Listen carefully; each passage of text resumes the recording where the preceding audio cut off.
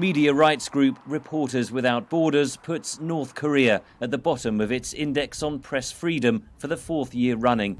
The North's state-run media have reported 0 cases of the coronavirus in the country. Scientists dispute that claim.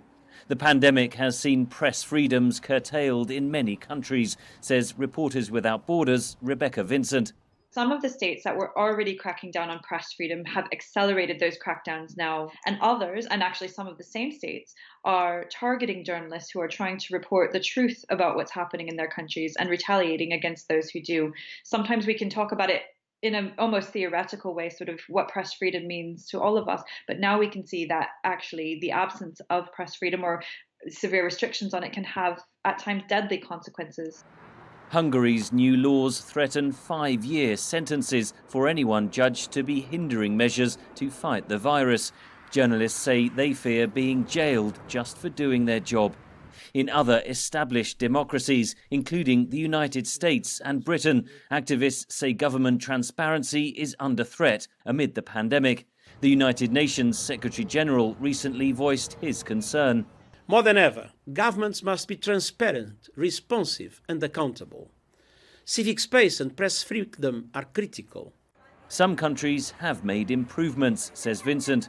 So this year we can look at the Maldives, Malaysia and Sudan as examples of countries that have implemented reforms and risen up very quickly, substantially in the index. These are all countries where we've seen changes of government. Safety remains a big concern.